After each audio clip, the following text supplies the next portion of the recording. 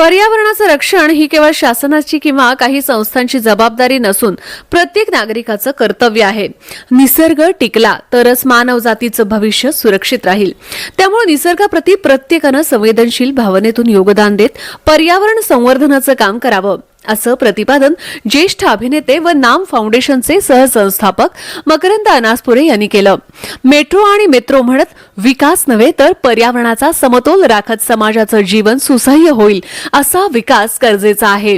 त्यासाठी व्यापक चळवळ उभारायला हवी असे ज्येष्ठ संपादक आणि पत्रकार संजय आवटे यांनी नमूद केलं.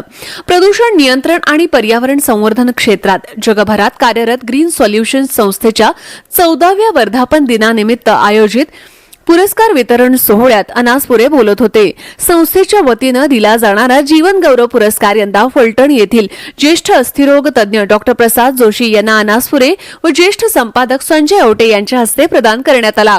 तसेच Bharat Norway green strategic partnership समिटमध्ये पंतप्रधान नरेंद्र मोदी यांच्या उद्योग प्रतिनिधी मंडळात निवड झाल्याबद्दल ग्रीनेक्स एन्व्हायरमेंटलच्या संस्थापिका आरती भोसले अहिवळे यांचा विशेष सन्मान करण्यात आला.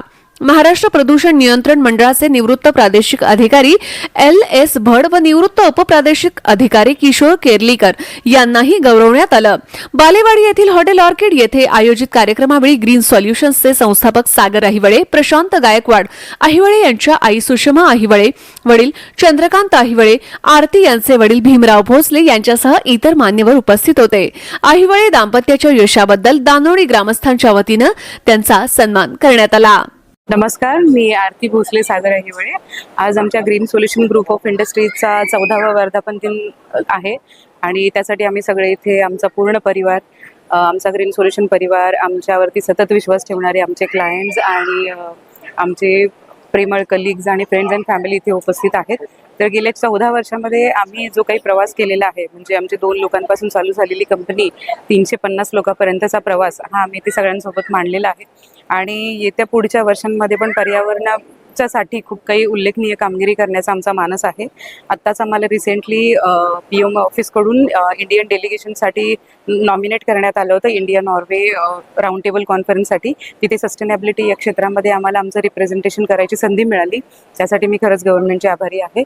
आणि त्या कामगिरीचं जे काही आम्हाला त्यांनी हे केलं आहे, आमचा जो काही उल्लेख केला आहे किंवा आम्हाला जी संधी दिली आहे त्याचं सोनं करण्याचा आम्ही येत्या पुढच्या वर्षात नक्कीच प्रयत्न करू. थँक्यू. इनोव्हेटिव्ह पद्धतीनं नवनव्या कल्पना सोबत घेत नवं काहीतरी उभं करणं. आणि पुन्हा तुम्हाला आवडलं काय माहिती आहे का, मला जे लोकांना तुमची भूमी आहे ना, ही company it is a dream land. समजा उद्या संजय आवडेंना असं वाटलं की माझ्याकडे कल्पना आहे आणि मी आरतीला वाटलं या काय तेरा, अरे सबसे खतरनाक होता है सपनों का मर्ज. स्वप्न असणं फार महत्वाचं आणि स्वप्न तुम्ही उभं करता आहात. आणि म्हणून मला असं वाटतं की हे स्वप्न पेरणं. अलीकडे अडचण काय झाली माहिती आहे का, इतका कोलाहल आहे, इतका गोंगाट आहे, लोकांना स्वप्नच दिसत. या सगळ्या गोष्टीकडे अत्यंत गंभीरपणे बारकाईनं बघण्याची आणि पुढच्या पिढ्यांना सांभाळण्याची जबाबदारी ज्यांच्याकडे आहे ते आज चांगल्या पद्धतीनं काम करतायत याचा मनस्वी आनंद आहे. कारण पुढच्या पिढ्यांनी करायचं काय हा प्रश्न आहे. जसं जसं आपण मला आठवतं की जुन्या काळामध्ये गरजा कमी होत्या आणि माणुसकी जास्त होती.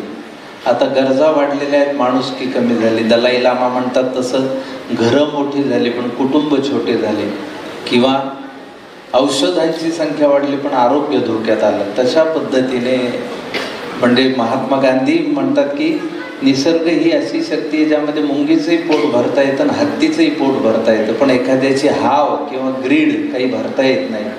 तर अलीकडच्या काळामध्ये आपण हे सगळं कमवून कुठे जाणार आहोत हा प्रश्नच न पडलेली खूप सारी माणसं अवतीभोवती दिसतात. त्यामुळे हा गोंधळाची परिस्थिती आहे असं वाटतं. तसं आम्ही 2012 साली आरतीनं मी पाहिलेलं हे स्वप्न आहे, पण त्या दिवशी सुद्धा आम्ही हेच पाहिलेलं की आपण नोकरी करायची नाही, आपण बिझनेस करायचा. आपण बिझनेस करताना इथिकली बिझनेस करायचा, निसर्गाला कसं वाचवता येईल आणि त्यातून पर्यावरणपूरक सर्व्हिसेस, पर्यावरणपूरक प्रोडक्ट मार्केटमध्ये कसे देता येईल त्याच्यावरती काम करायचं. आणि आम्ही तो बिझनेस सुरू केला. ॲक्च्युली 12 आम्ही कंपनी एस्टॅब्लिश केली. 2014 पासून आमचा सर्व प्रवास सुरू झाला. आज 2026 पर्यंत मी तुम्हाला सांगतो, मी सर्व्हिसपासून चालू केला होता. ज्या ठिकाणी कस्टम कंपनी एस्टॅब्लिशमेंटला सर्व्हिस ही गोष्ट लागते, म्हणजे तुम्हाला चालू करण्यासाठी लायसन्स घ्यावं लागतं, त्यानंतर तुमची कंपनी